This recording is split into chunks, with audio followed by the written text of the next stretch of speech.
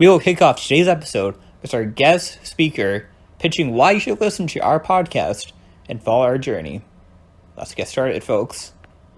Doing what you want to do the most, because I've seen so many people join the Green Roof and practice their skills that they want to practice the most. And I think that's where you can come in as a listener. If you're at SIU or you're a community member or your administration, whoever you are, take your time. If you have any interest in entrepreneurship at all, to just step foot in and listen. Because if you have any interest of entrepreneurship at all in college, and then you're out of college, you're going to be like, okay, well, now it's time for me to buckle down on my entrepreneurship. It's like, no, you can actually really start practicing being an entrepreneur now.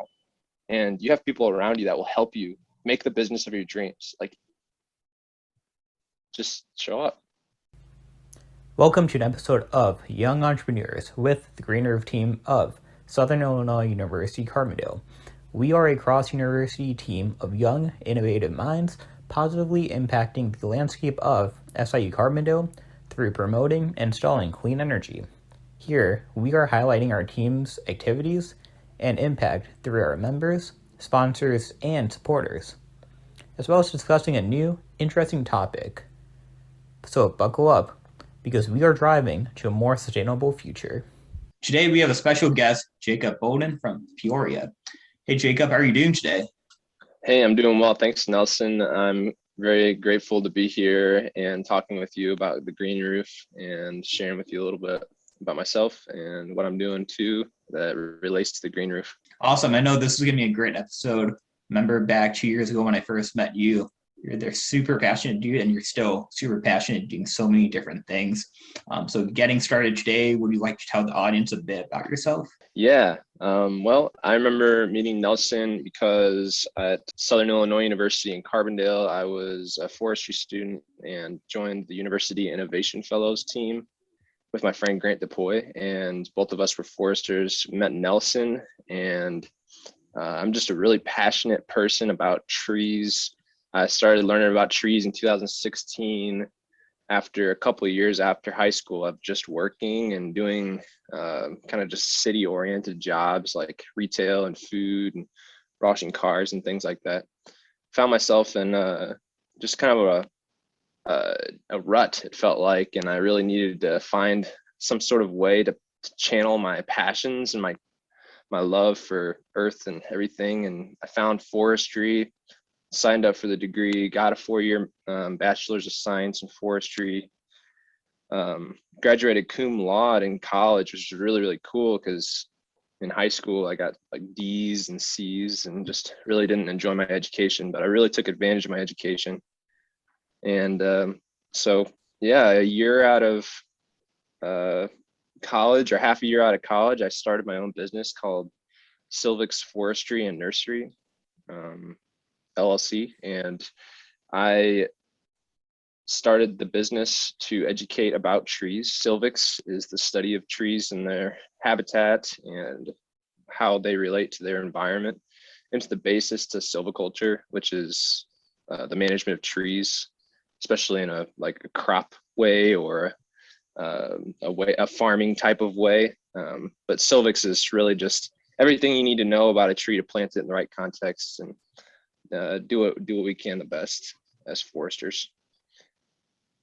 Awesome. So studying trees for so long, do you have any favorite kinds of trees that you see in person that you're like, oh, that's an amazing tree right there? Yeah. I love sugar maples because it was the first tree I ever identified. I didn't know how to identify plant from anything. I mean, it was just like every time I went in the woods, it was just brown and green. And I went out into the woods with a tree ID book that I bought from Barnes and Noble. Walked out in the woods and figured out one of the trees was a silver maple, or excuse me, a sugar maple, because I saw a leaf that looked like the Canada flag. So I was like, oh, interesting. And then I started fiddling around with the pages, found out it was a sugar maple, and then boom, I just saw a whole bunch of sugar maples all around me. And all this brown and green started turning into individuals. And my mind just completely had this shift that was like, wow, I need to continue doing this. This is an impressive change in my perception as a human, So Yeah, I that was really agree. cool. Yeah, definitely. I know when I go hiking and just out on the trails, there's so many different plants, so many different trees, and on runs, like I don't usually stop and see what's around, but if Yeah. I'm out on just on a hike with my camera, like I'll try and see as many as I can. And if there's any locals around, I'll try and ask them and see if they know and they're able to identify. Yeah. Yeah, it's a really cool thing to be able to just pick things up every now and then. And like during the winter, if you're running, the sycamore around here are really easy to identify because they have white bark. I always love teaching people that during the winter while we're driving. Just like, yo, look out there, that's a sycamore. Now you'll never forget. Definitely. And down in southern Illinois, isn't there a vast amount of biodiversity in the area? Yeah, in Southern Illinois, there is a lot of biodiversity because there are different natural divisions that come and their edges line up in Southern Illinois. So there's 5 different natural divisions that are like really close together in Southern Illinois, meaning the Southern Till Plain, which comes from the north. That's where the glaciers started scouring Illinois flat. And then the Shawnee Hills in the really heart of Southern Illinois is made up of all those sandstone bluffs like Garden of the Gods and Giant City State Park. All those are going to have those upland oak hickory forests and sandstone bedrock. From the southwest, you're going to get the Ozark Plateau coming in from Missouri and Arkansas. And that's where you're going to get like more limestone outcroppings. It changes what type of species can be there. And then from the south, you're going to get this coastal plain, which is where there's swamps and bald cypress trees and tupelos growing out of the swamps.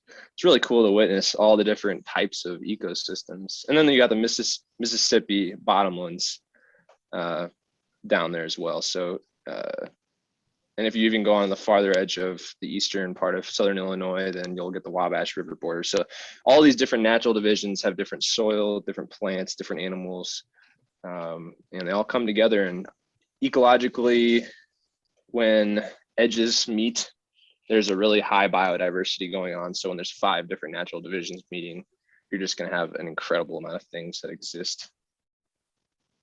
That's incredible. And I know when first beginning the Green Roof project, good transition, that was actually one of the topics I was exploring is why does a green roof thrive in Southern Illinois? What type of plants are we having up here? And overall, how do we keep moving forward? Do you want to talk a bit about what you know about the Green Roof team and what we've been doing the past 2 years now? Yeah. So from what I understand, Nelson has worked with multiple people in the engineering department, in the agriculture department, in a whole variety of departments at SIU. And I'm not sure how that's changed since reorganization, but everyone that has been gathered together has been crucial to creating a platform, which is the Green Roof. The Green Roof is a platform for everybody at SIU to gather and practice skills experimentally and experientially, not just applying theories. It's really getting in there and getting some hands-on experience building things or learning how to collaborate between multiple groups and people with different ideas. And I'm sure there's a lot going on with conflict resolutions and things that have to be worked through to be able to make a sustainable project work in the long run. And that's what I've gained from it the most, that there's just so much collaboration and different skill sets being applied to just one area on campus, but it's being made for everybody. And that's so exciting to me. Definitely. Essentially, it's one large interdisciplinary project pulling from so many different fields. I know one of the main faculty I was working with was Dr. Groninger, and he's the associate dean of the College of Agriculture at the time. and he just had a focus and great insight on how to go about from the human side and be able to interact with one another. Nice. Yeah, Dr. Groniger was my silviculture teacher in forestry. So I got to know him from the forestry side, but to see him be, in an administrative position and then helping out other students in different departments just goes to show how dynamic a forester's life can be. Most definitely. And then just not focused on creating a space, but then we were interested in, we pursued and we succeeded in being able to install renewable energy onto the rooftop to help inspire others to use the roof for their own projects. Because renewable energy is quite interesting. It's also super important in the world nowadays. Yeah, I agree. I think that renewable energy needs to be explored, and the type of work and innovations that can come from working on the green roof seem to show a bright future for SIU and creating students who actually come up with things that change the world.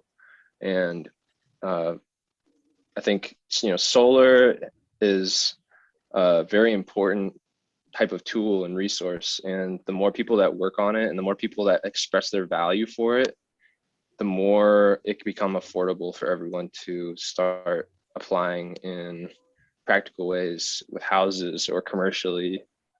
So I think that the green roof is that hub for people to enter into the field of solar, but also to be able to expand our minds to how else solar can be applied than just like homes or in commercial ways. And there's so many different ways you can go about solar. I know back in the early 90s, during the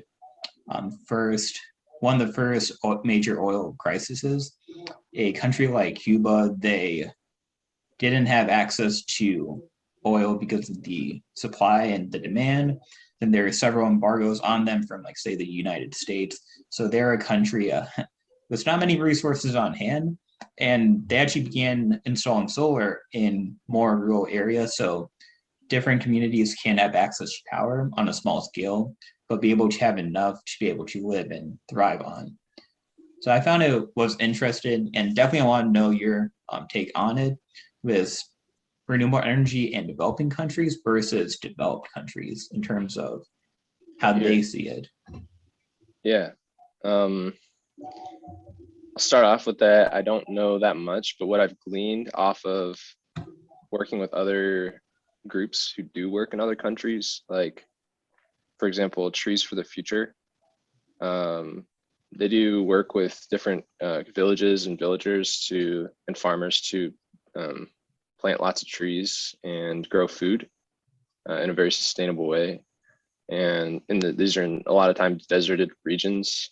And I know there are certain people working alongside the Trees for the Future and other people that are working on solar projects and getting people energy, because there's a lot of things you got to do to make sure that trees grow, and one of that is have energy to like cool seeds and refrigerate things that are needed to be refrigerated, and have light and cook for children and elders and all this stuff. There's an incredible amount that goes into living on a day-to-day basis that we can take for granted when we have access to energy every day. But when you need to literally hunt for energy or go to other villages to be able to get energy, to be able to help your family, I mean, it really makes a difference in meeting your needs.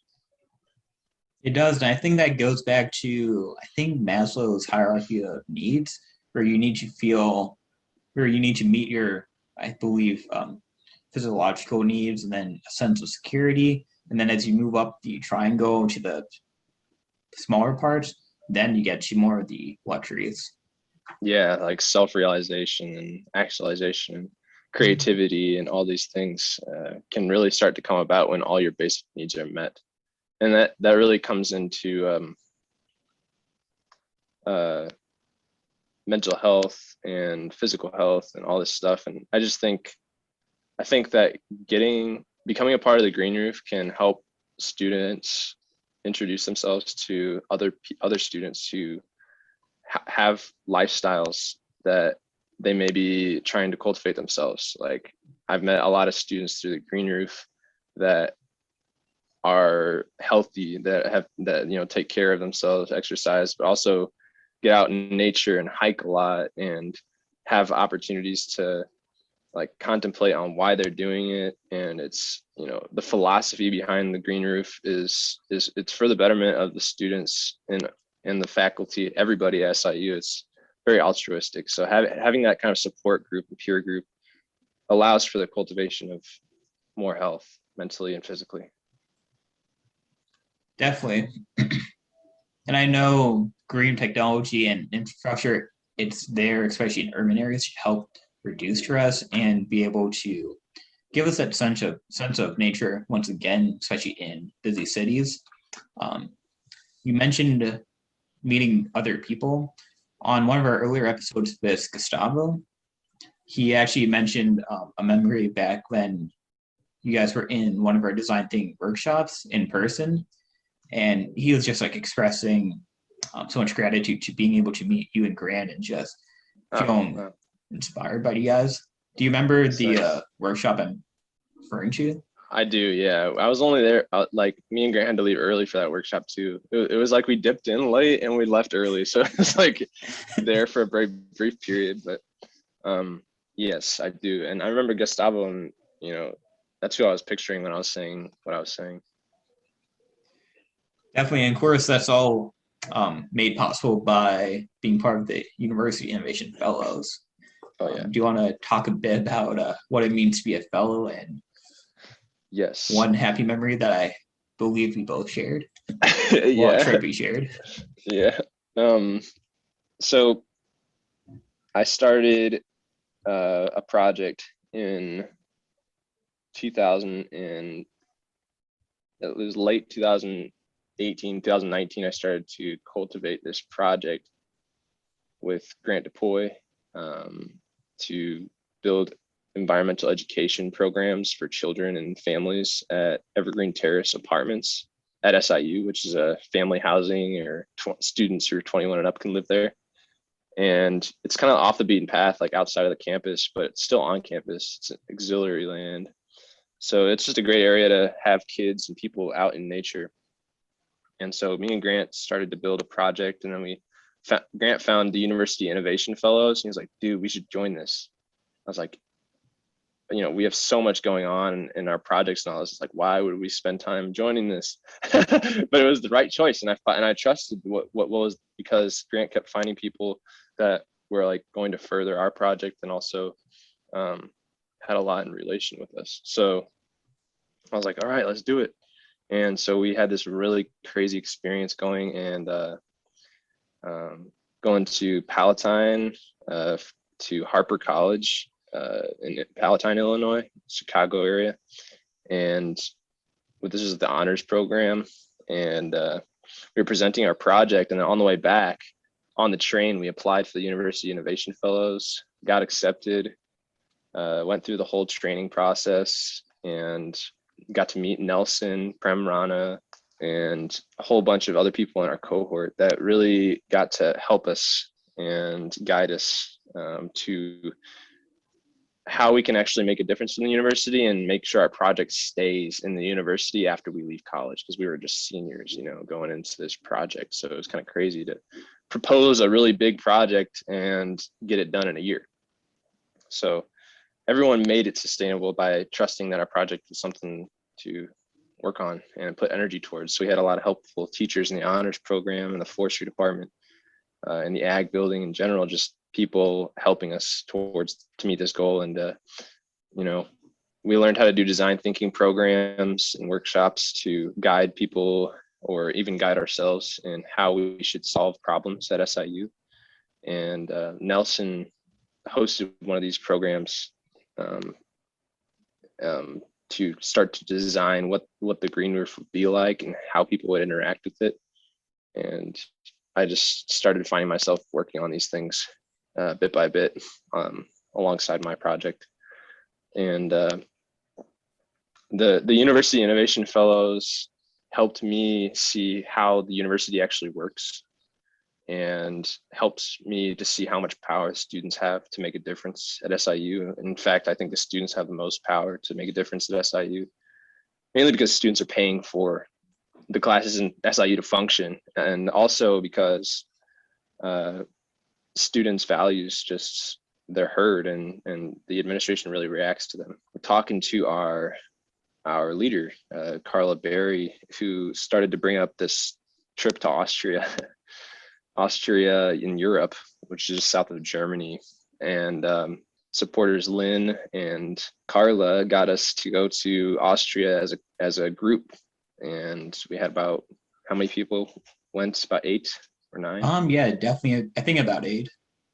8 or 9 people from SIU got to go travel and meet people from Europe, from Mexico, from like places like the Netherlands, which Bulgaria. had just tons of, Bulgaria. We had people from Germany, Austria. Man, it was just a mixture of people, and it was exciting. And we got to learn how to do design thinking workshops, and we got to learn how to build a project with a group in a very short period of time that actually met people's needs and solved problems and did all this really cool stuff. And that's what I think is so cool, is that University Innovation Fellows is all about meeting people's needs and really making a change within universities to make universities the powerhouses that they really can be. Yeah, it's all focused on human-centered design, understanding what people want, what people need, and how we can meet them at the end. I know from that trip, one of the most exciting experiences was the project itself, going about redesigning how parking lots are used. Yeah. Honestly, I never thought twice about it. A parking lot is just an empty space where people can go park their cars, but there's so many different ideas you can go into it.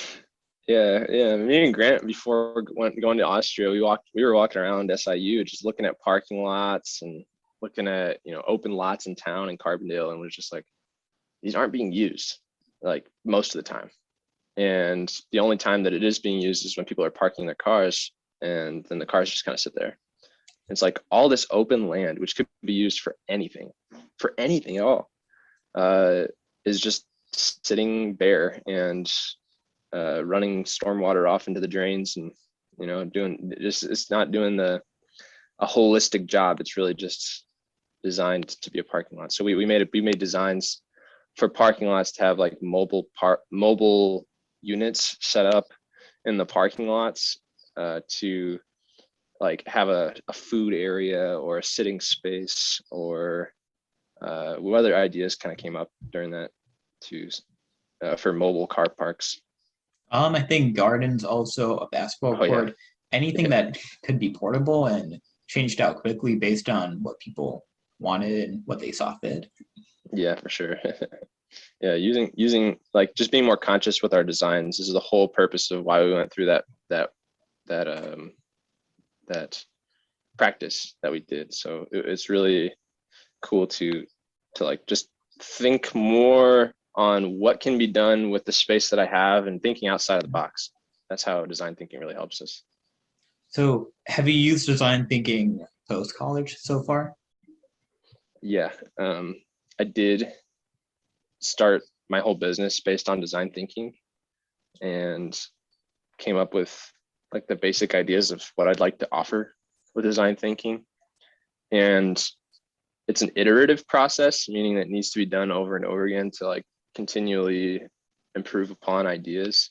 So I'm kind of gearing up to do it again coming up here soon, because I've had a significant change in my business. I've been growing a lot of trees, about 600 trees or so in my mom's backyard, my mom and dad's backyard, selling them in Peoria. And I just got 3.5 acres. And for any European listeners, it's about 1.5 hectares. So there's a great deal of land that I'm able to work with now. And it's a challenge, a huge challenge. And it's only me working, or going to be working every single week on it. So I had to figure out how to grow lots of trees on land and reforest Peoria. and design thinking is going to help me, I think. Awesome. So going through design thinking and identifying people's needs, what would you say was the driving motivator to focus on trees, aside from passion alone? Yeah. I definitely became, I'm not super romantic about trees anymore. I'm really serious about them now. And it became, it started out as a passion, but now it became just this whole lifestyle. And to meet people's needs with trees, it helped. Going through college, okay, so I kind of goofed right here. I'm gonna change up what I said. To meet people's needs with trees is pretty natural. Trees are really dynamic in what type of values they provide for people and land and other wildlife, other critters in general. Trees regulate and support our habitat on Earth, and they are mainly valued for timber and for recreation and aesthetics. Like, people like how they look and they're beautiful. You don't have to know a lot to appreciate trees. You can just look at a tree and just be like, wow, that's amazing. And but when you learn about them and you start to understand like all the things that they truly do for us just by being there, they become incredibly valuable. And values and needs are the same thing. And when we place our value on something, it's like, okay, this is going to meet my needs. And our needs can be anywhere from those basic like physiological needs, those brainstem needs, like I need food, water, and system support and love and sex and all these things. And we have more needs than that come down to like connection with others and understanding between one another. And I think that trees, everybody knows about trees to some extent. And a lot of, even the most basic extent, like trees help us breathe. And when you start to talk about values and needs about trees, like everyone starts to speak up, and trees become this common point, this common understanding, this kind of like overreaching overall, like people, it's a catch-all in a way. Like everybody knows about them, everybody's affected by them. So I think that, growing trees to meet life's needs is my mission at Selvix Forestry and Nursery, because trees just inherently meet needs, but we as humans need to figure out ways to think about them by design thinking about them, to value them more. Because the only way that trees are managed nowadays, the only way that tree management is funded out in forest stands, is usually through timber or invasive species removal or for recreation. And recreation doesn't bring in that much money. Timber brings in a lot of money, but how else can we value trees? There's so many different ways you can value trees. There's non-timber forest products that come from trees. There's art that we value about trees. We got to figure out ways to pay. We got to figure out ways for our communities to pay for tree management so that we can support a long-term habitat and also reforestation and building more habitat. There's so much that you just said that I was vibing with. And I know for myself, one's mission is, I would say, the most important. Why someone does something and what it means to them, but not only for themselves, but for those around them. And Jacob, every time I hear about you talking, not only about what you're doing, but just like what's in your mind, I always get pumped up. I'm always speechless at the same time, because I'm wondering and thinking about like how there's so much more to life, and I gotta expand my mind even more and just keep on expanding out. Thanks, man. That means a lot. I'm really just here to inspire people. And I'm grateful to have you as a friend and to inspire you along your journey, because you doing what you do is just creating more platforms for people to start to engage with nature That's what I think is the most important and crucial part. You know, maybe not everybody's gonna be super interested in trees like I am, but if you're interested in nature in any form or fashion, you know, like the green roof, the green roof literally supports the ag building in a lot of ways. I mean, after the green roof like grows plants and there's plants on the green roof, you're cooling down the ag building because the plants are up on top of the building, reducing energy costs. And you're also, you know, creating energy for the ag building. And if I'm correct, and that's all like creating a closed loop system.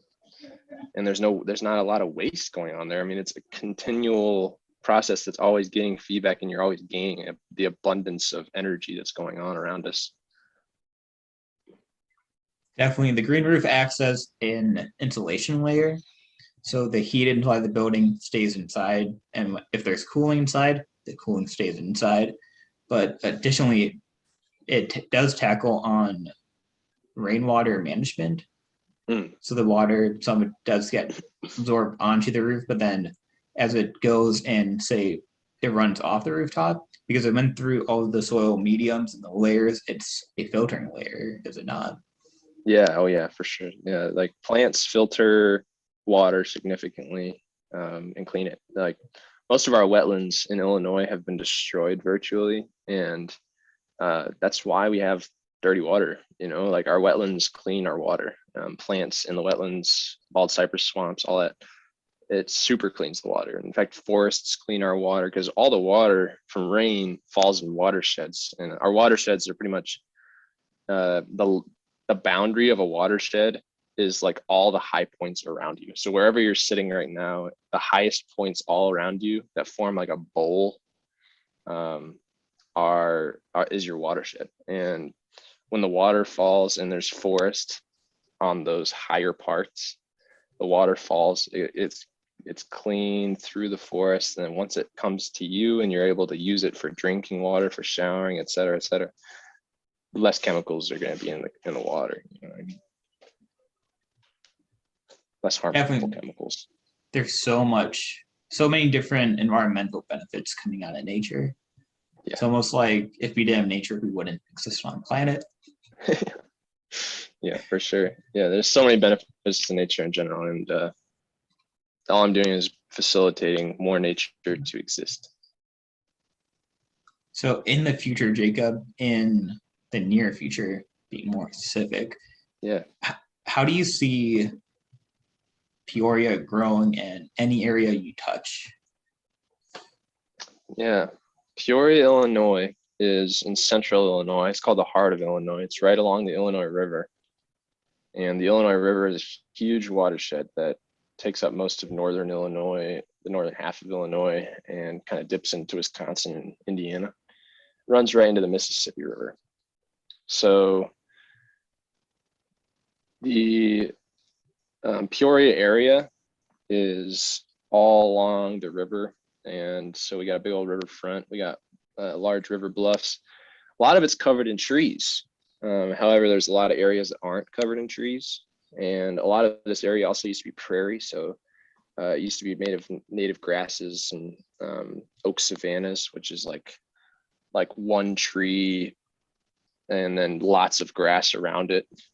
And that just continues to happen across the landscape. That's like an oak savanna. And the Peoria area has a lot of problems environmentally.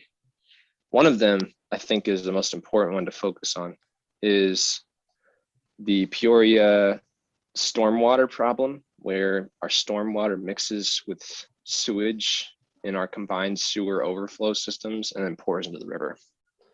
So every time it rains pretty significantly, sewage is pouring into the river here in Peoria. So the way to solve that Peoria has proposed is to revegetate the land.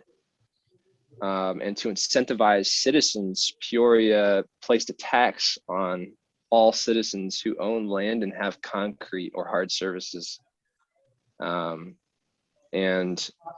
then created a grant program to support changing those hard surfaces or concrete into areas that catch water. So a lot of people, unfortunately, are just kind of angry that there's a tax placed on them for having concrete. So I'm not sure people have gotten the main point of what the Peoria stormwater issue is about. But mainly it's about revegetating the land, and Peoria having that policy in place and having other land management plans in place, documents that are saying like we need to revegetate Peoria are there, and our people are aware of it in our city, you know, our city leadership. But it comes down to just a community level action from the ground up, grassroots movement to increase our vegetation on the land. So Peoria has a really big opportunity with just this policy on the combined sewer overflow problem and stormwater. Think about this, you know, from not just a local perspective, try and reach out to a global perspective. Globally, the World Economic Forum proposed the Trillion Tree Campaign. We have 3 trillion trees on Earth right now, according to the Crowther Lab, who did a big, massive study of how many trees are on the planet. And there used to be 6 trillion trees on the planet. So we've deforested half of the trees on Earth. And the 1 trillion tree campaign proposes to go from 3 trillion to 4 trillion trees on Earth. That would mean packing trees in everywhere that we possibly can that trees should probably be or have been in the past. And that means doing this over the next 10 years. And since Peoria has a local policy that's in act, and this 1 trillion tree campaign is in action, they both work together really well.